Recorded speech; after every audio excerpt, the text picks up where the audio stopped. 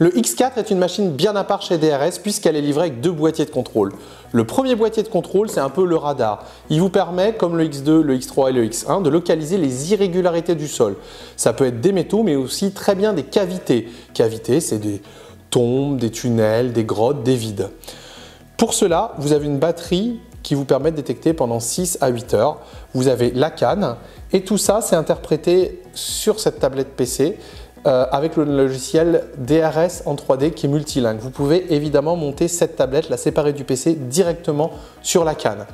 Le X4 est livré avec deux sondes. La première, c'est une sonde de 60 cm de type magnétomètre avec 8 capteurs. La deuxième sonde est une sonde gradiomètre de 1 mètre de profondeur. L'avantage de la sonde gradiomètre, c'est de pouvoir détecter dans n'importe quelle direction et ce, toujours avec une efficacité maximum sur les grosses cibles et les cavités. Donc le premier boîtier de contrôle pour les cavités, détecter le métal, c'est très bien. Mais pour le métal, vous voudriez en savoir un petit peu plus. C'est pour ça qu'on inclut un deuxième boîtier de contrôle. Et ce deuxième boîtier de contrôle, c'est celui de notre produit star, le Grundexpert. Le Grundexpert, c'est un détecteur de métaux professionnel grande profondeur qui vous permet de détecter jusqu'à plusieurs mètres de profondeur avec une identification de la cible. Ça va vous afficher un petit peu la forme, mais surtout le métal de votre cible. Donc, vous allez pouvoir déterminer ce que vous avez sous vos pieds avec le radar et si vous voulez des précisions sur la nature du métal ou de la cible, vous mettez à ce moment-là ce boîtier de contrôle, celui du Grundexpert. Maintenant, on va vous montrer comment ça fonctionne sur le terrain pour chaque boîtier de contrôle. DRS propose deux types d'antennes ou de sondes avec tous ces détecteurs. Le premier, c'est ce qu'on appelle les sondes magnétomètres. Les sondes magnétomètres, vous pouvez les avoir en 25 cm, 80 cm, 1 mètre. Plus la taille augmente, plus vous descendez en profondeur. Pourquoi? Parce que tout simplement, plus la taille augmente, plus vous multipliez le nombre de senseurs. Dans une sonde de 25 cm, vous avez 2 senseurs. Et juste quand vous avez la sonde qui fait 1 mètre, vous avez 16 senseurs.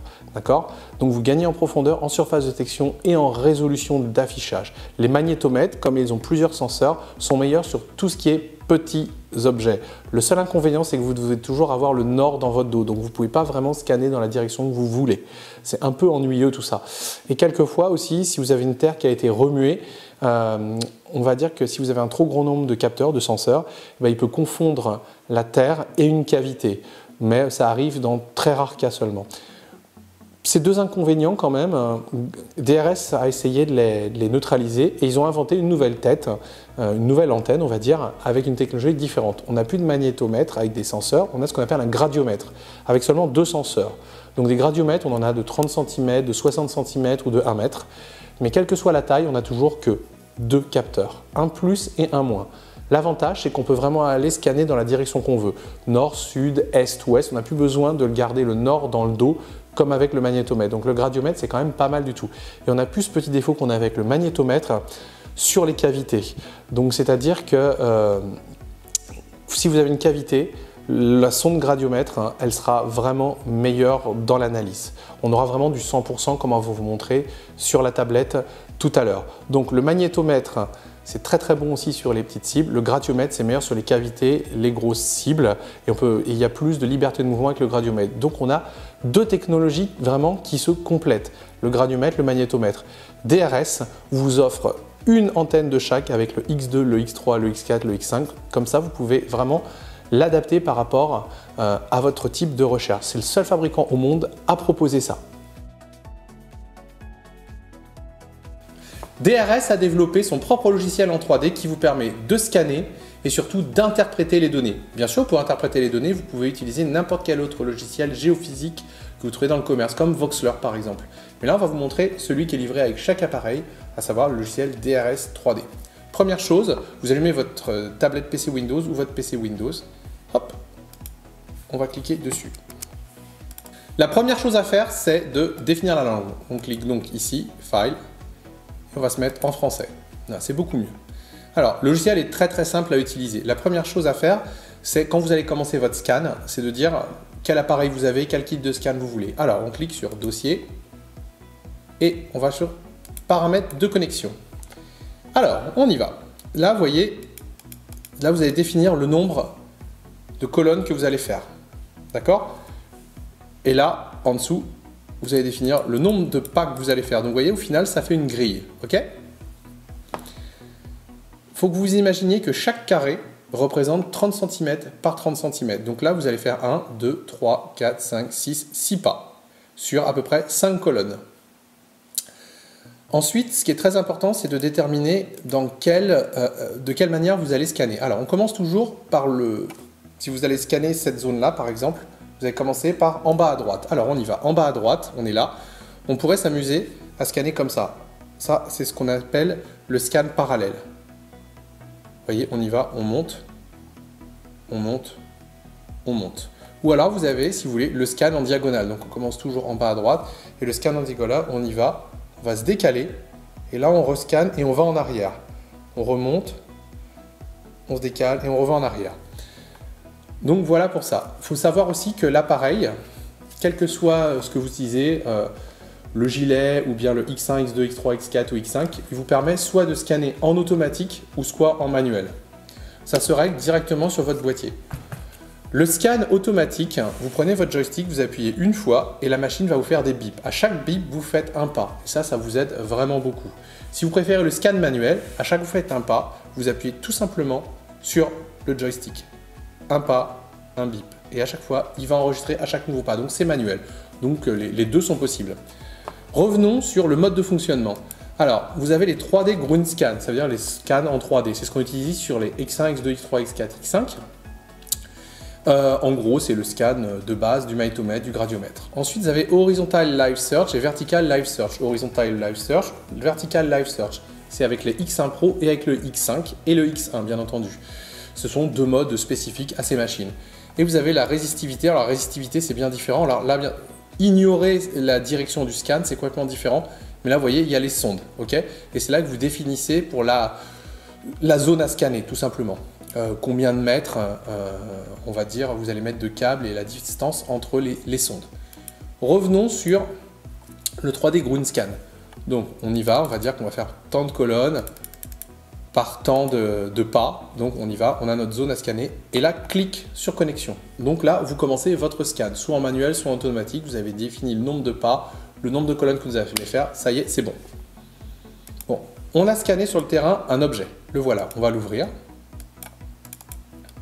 Il est là. Bon, là c'est du bazar. Qu'est-ce qu'on fait tout de suite? On va le mettre en 2D. En 2D, on voit bien qu'on a quelque chose de bleu, quelque chose de rouge. Bon, on va vous faciliter la tâche. Généralement, ce qui est rouge, c'est du métal. Mais pour qu'on soit sûr que ce soit du métal, ce qui est rouge et ce qui est orange et un peu jaune, c'est le métal. Donc vous voyez, le jaune va de 5,6 à 2,3.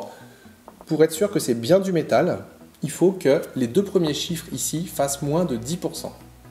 2,3 plus 1,6, ça fait 7,9, donc ça fait moins de 10. Si ça fait moins de 10, c'est du métal. Alors on peut s'imaginer que le bleu autour, c'est une cavité, donc on aurait du métal dans une cavité. Seulement, c'est pas aussi simple que ça. Vous voyez, en bas, 84,8. Pour que ce soit une cavité, il faut que ça fasse 100%. Or là, ça fait 84,8. À chaque scan que vous allez faire, cette échelle de couleur va changer. Là, malheureusement, on pourrait rêver que c'est une cavité, le truc bleu. Bah non, c'est tout simplement un effet de sol, c'est du sol. Pour que ce soit une cavité, il faut que le bleu fasse 100%. Or là, c'est pas ça. Donc, il s'agit tout simplement d'un objet qu'on a enterré. Bon, on sait maintenant qu'on a un objet qui est enterré. Alors, regardez un peu comment ça fonctionne. Vous voyez, là, on a un tableau avec le nombre de pas qu'on a fait et le nombre de colonnes. Vous voyez, ce qu'on définissait tout à l'heure. Là, vous voyez que 123, on a 120, 123 partout, donc c'est du sol, c'est neutre. Sauf que là, on a 235, 235, 234 sur 3 cases. Et bien, regardez ici, quand on va aller un petit peu ici, vous voyez, ici, notre curseur est toujours rouge. On commence en bas à droite, donc on monte, on y va. Donc, c'est combien de pas? 1, 2, 3, 4, 5, 6.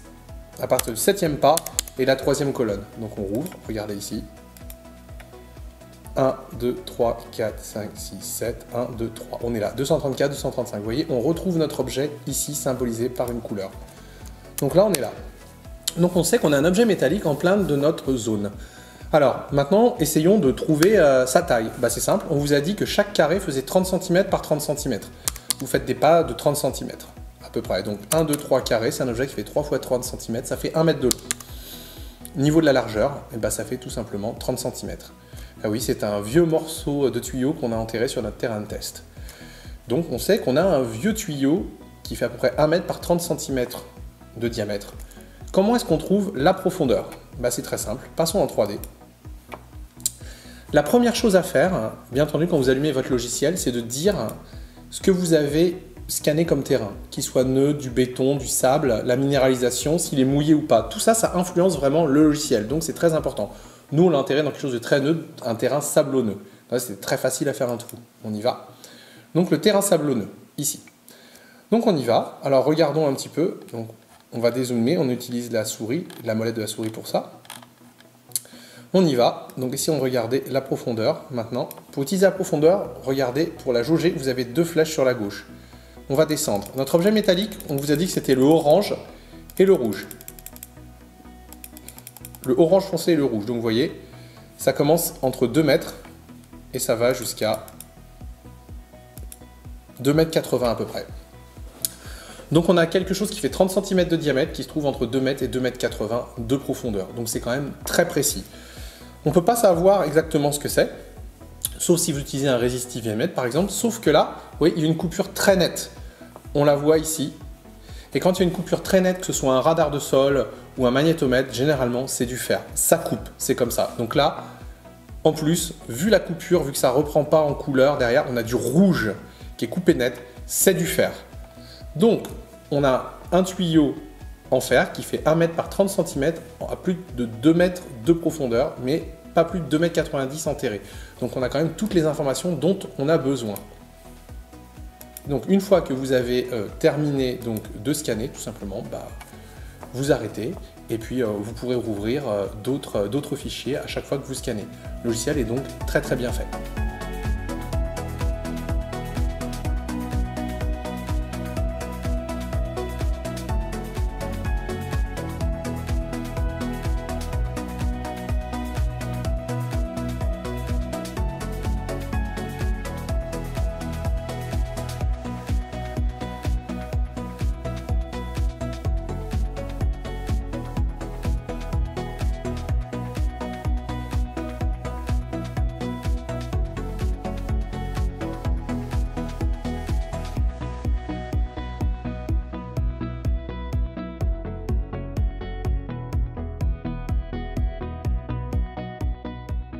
Bonjour, je m'appelle David, je suis le distributeur pour la marque DRS en France depuis quelques années. J'ai utilisé aussi le Grundexpert pendant des chasses au trésor à de nombreuses reprises. C'est pourquoi l'entreprise DRS m'a choisi pour vous présenter la nouvelle version du Grundexpert, le Grundexpert Pro. Le Grundexpert Pro est ce qu'on appelle un détecteur professionnel ou un détecteur de grosse masse, grande profondeur. Ce n'est pas un petit détecteur de loisirs qui permet de trouver des pièces et des bijoux, c'est vraiment un détecteur qu'on utilise en complément pour aller chercher ce qu'on appelle des grosses masses en profondeur. Ce n'est pas un radar de sol ou un magnétomètre, ça ne peut trouver que le métal, ça ne trouvera pas les cavités. Avec ça, on peut aller chercher vraiment une très grosse masse entre 2 et 5 mètres de profondeur. La grande nouveauté avec le Grundexpert Pro, c'est que c'est vraiment le premier détecteur grande profondeur avec une vraie discrimination. Quand on utilise un induction pulsée avec un cadre, généralement on ne peut pas savoir le métal qu'on utilise. Le Grundexpert Pro, lui, il n'y a pas de problème. Il enlève sans souci le fer. Il y a même un système de notch qui vous permet de reconnaître l'or de certains autres métaux comme le plomb. Et ça encore, c'est une première mondiale. Donc aujourd'hui, on va vous montrer les réglages, comment ça fonctionne et pourquoi le Grundexpert Pro, c'est vraiment une machine unique au monde. Le Grundexpert inclut tous les accessoires dont vous avez besoin pour faire une bonne chasse au trésor. Tout d'abord, le Grundexpert est contrôlé par du Bluetooth. En fait, vous n'avez pas besoin de câble pour relier la tablette au boîtier de contrôle. Mais si jamais vous le souhaitez, vous pouvez aussi relier la tablette et le boîtier de contrôle avec un câble USB.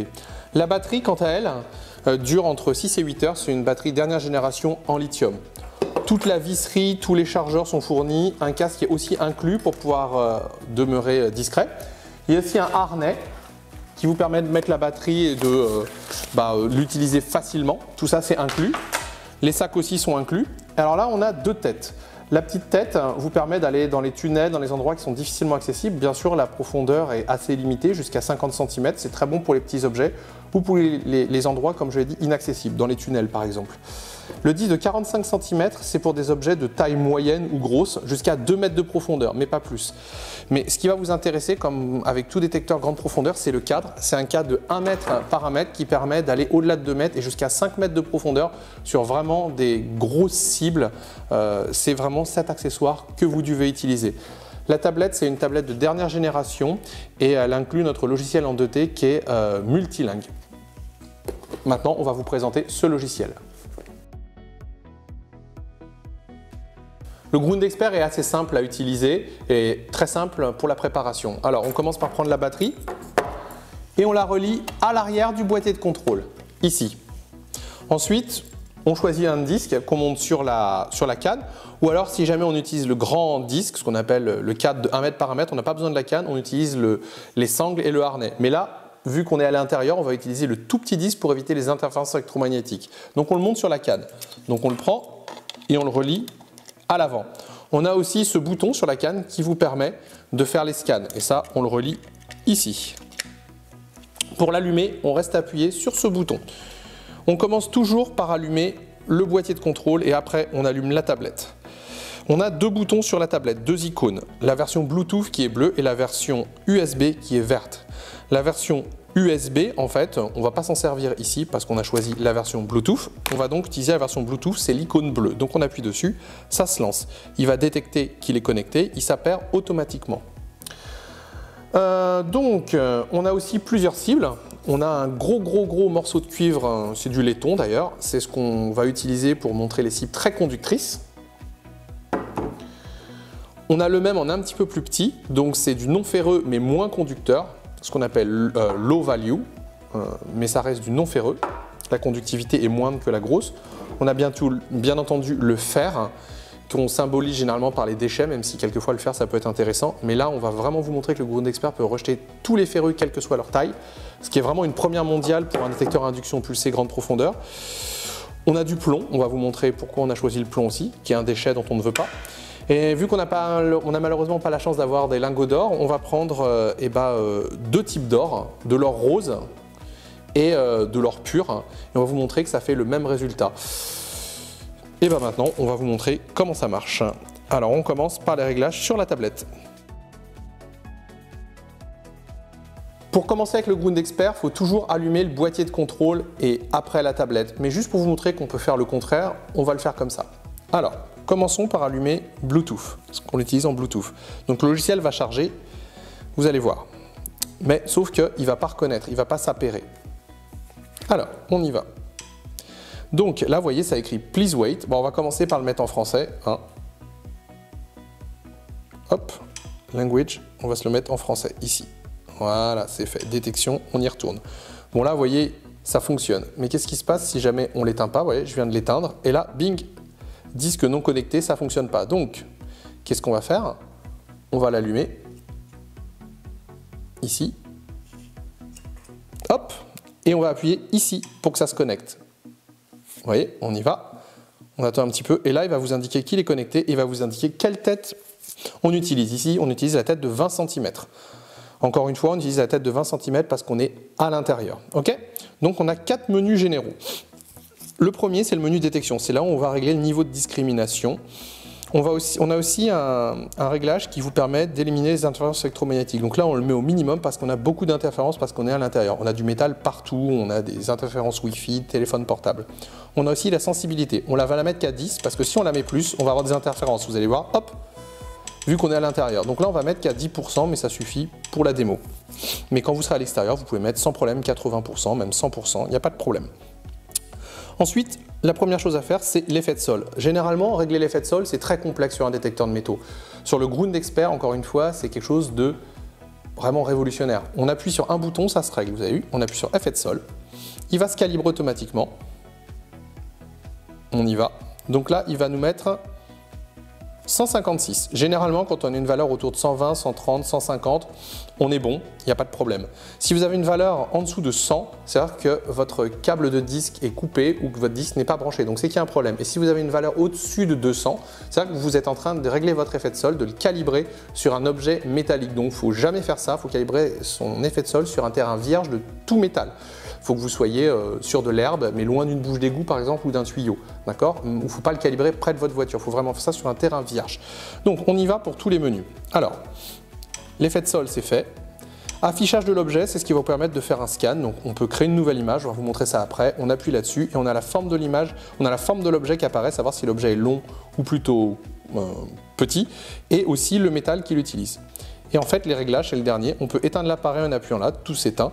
On peut effacer toutes les images, tous les scans qu'on a fait. On peut avoir d'une minute à l'autre, on va dire, le manuel d'utilisateur qui arrive et on peut choisir le langage. Et on a aussi la discrimination manuelle, donc c'est vraiment la nouvelle fonctionnalité de ce Grund Expert qui le rend encore plus précis dans l'identification des métaux. Mais ça, on va vous montrer ça après. Retournons sur détection, donc c'est là où on va choisir tous les métaux qu'on veut détecter et ceux qu'on veut rejeter. Vous avez quelques petites indications ici, quelle version de logiciel vous avez, la batterie, le volume sonore qu'on peut régler aussi, et la luminosité. Bien sûr, bon, plus votre écran est lumineux, plus il consomme de batterie. Détail très important, si votre batterie passe en dessous de 20%, eh ben, la discrimination n'est plus du tout effective. On peut trouver le métal toujours, mais vous perdez en puissance, mais surtout la discrimination ne veut plus rien dire. Donc c'est très important que pour avoir une bonne détection, d'utiliser une batterie vraiment chargée. Voilà, maintenant on va vous montrer comment ça marche sur les cibles.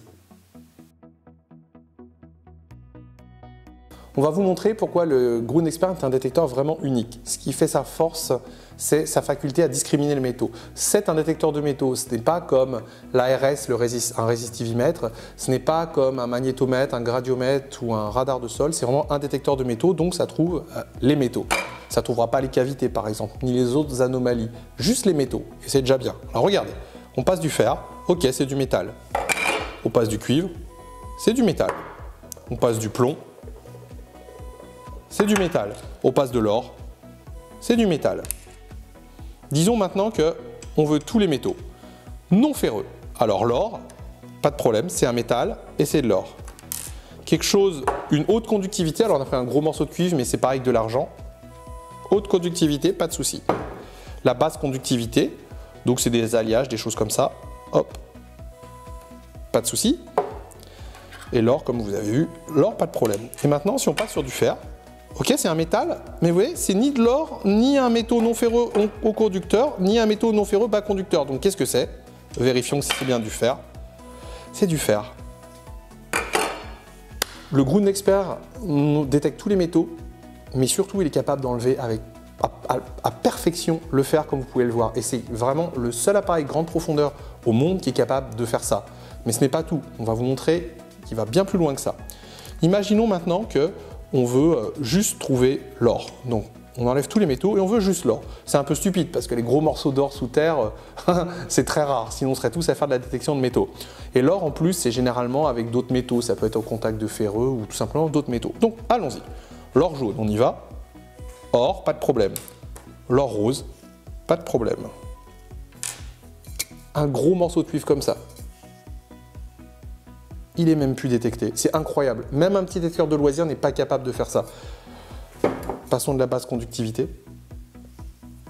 Et surtout, repassons le fer. Quelquefois, le fer ressemble à l'or.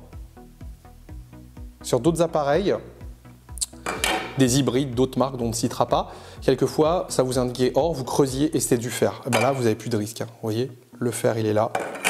Et l'or, pas de problème. Donc c'est assez génial. Maintenant, regardons. Passons du plomb. Ah! Ça vous dit que le plomb, c'est de l'or. Bah oui, le plomb, l'aluminium, c'est une signature proche de celle de l'or. Mais regardez, avec la nouvelle version du Grund Expert, on a ce qu'on appelle une discrete manuelle, quand même sur un petit détecteur de loisirs, qui va encore plus loin. Donc regardez bien, on va la mettre sur 3. On la met pas trop haute. Et là, regardez. On va retourner. On a toujours notre or. Le jaune, le rose, pas de souci. Mais ça peut être aussi de l'or coupé avec de l'argent, bref, plein de choses. Ça, on ne l'a toujours pas, c'est bien parce qu'on veut que l'or. La petite conductivité normale, on ne l'a pas. Le fer, on ne l'a pas. Et regardez le plomb qui était découvert comme de l'or tout à l'heure. Et là, regardez, on passe. Et là, rien du tout. Le plomb, il est enlevé. Si on le remet, il est bien détecté. Hein. Mais là, si on veut que l'or, il n'y a pas de souci, vous voyez. Le plomb, non. L'or, oui. L'or rose, regardez.